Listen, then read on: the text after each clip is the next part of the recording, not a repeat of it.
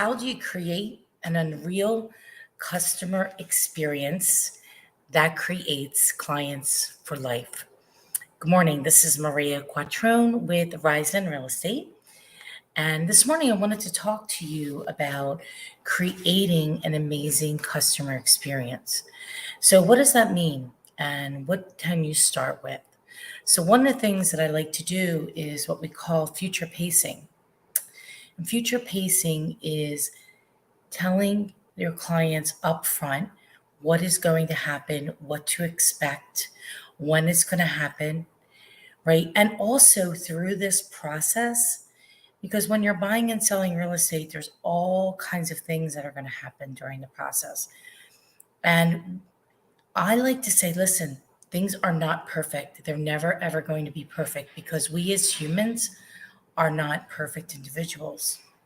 So, because we're not perfect, the process, no matter what we do, because we cannot control every single aspect of what everybody else around us does, is not going to be perfect. It's not. Okay. People get upset because things don't go 100% smooth. They're not going to. I tell them they're not. It's not.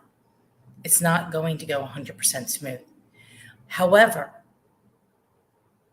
we have been down this road so many times, and because of our experience, we know exactly what to do to get this to the finish line.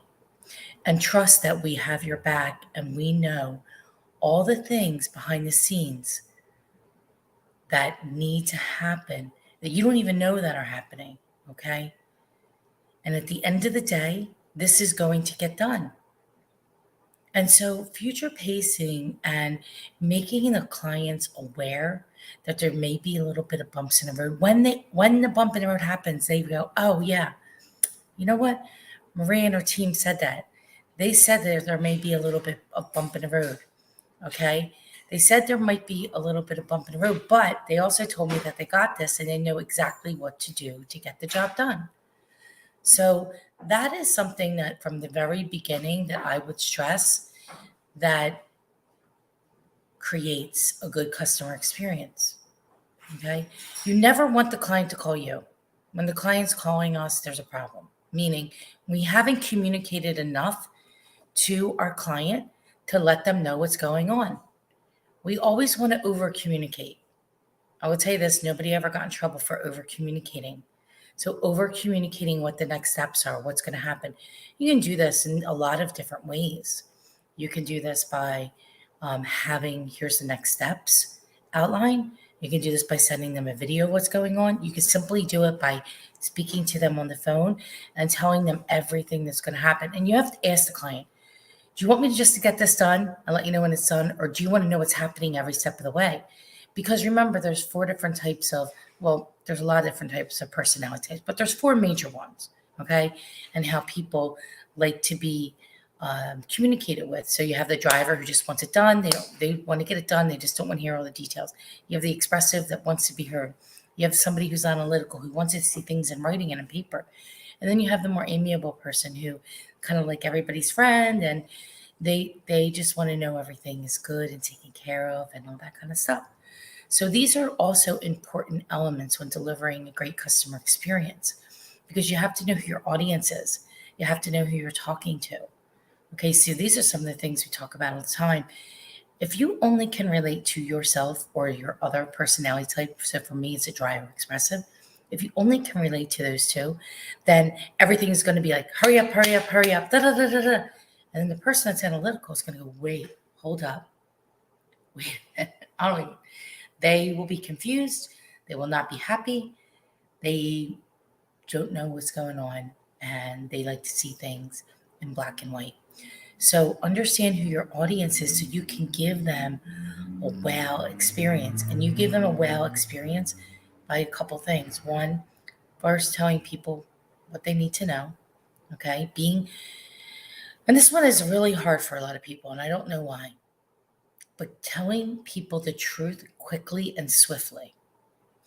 Saying, listen, I know we priced the house at whatever, 500. And at that time, I know we did say it's a little bit high, but here's where we are. And we have to look at this and adjust based on the feedback based on the message in the market. The market is the message. We are just the messenger. Okay? The market is the message. So what the market says, that's the buyers in the marketplace, the agents in the marketplace, what they said about the house is what's going on. Well, the house is too big for this price. Well, the yard is too small for this price. There's not enough closets, storage for this price, right? I don't like the kitchen. Or you don't like the kitchen for this price. That means I don't like the kitchen because I have to rip the kitchen out and put a new kitchen in. And for this price, the price doesn't make sense. So educating the client through the process, making sure they understand, okay? I was with a friend last night. She's also in the industry on the development side, good friend. And I explained to her, I said, you know, one of the biggest mistakes that sellers make is not detaching themselves from the sale of their home. So you as an agent, you're working with your sellers, getting them to take their I own this home hat off and put on, I've already moved to Boca Raton or wherever they're going, LA, the suburbs, the beach, and removing themselves. And if you can get your clients to remove themselves from the emotionality and the attachment to this home they've been in for 20 years, they're going to end up making more money, and you are going to deliver a greater customer experience and a wow experience. Because when people are tied to things emotionally, how do they act? Emotional. Everything's emotional. Somebody dropped something on the floor. A piece of wallpaper fell down. Everything is a problem because they're so emotionally involved. So being able to detach oneself emotionally is key. I do it all the time. I am unable to make any human productive. Only humans can make themselves productive. All we can do is facilitate an environment of productivity. So I have to detach myself also from the outcome of things. Otherwise, I take it personally. So I have to give myself the same advice. So delivering an unreal customer experience, right? Tell them what's going to happen. Explain. Know who your audience is, right?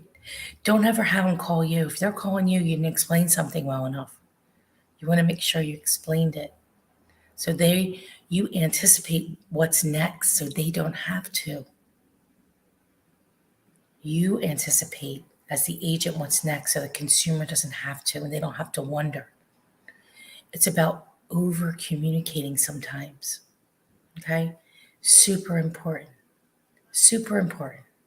We get a lot of great reviews from clients because we'll take cases, and I say cases as houses to sell, that a lot of times they're difficult. There's difficult things involved with them. There could be 5 heirs that are involved in the process. There could be title issues. There can be, oh gosh, there's so many things that come across. But at the end of the day, we served a family. So think about what the result is. The result is they hired you to perform a service. And that the end result is we're helping a family buy or sell a property.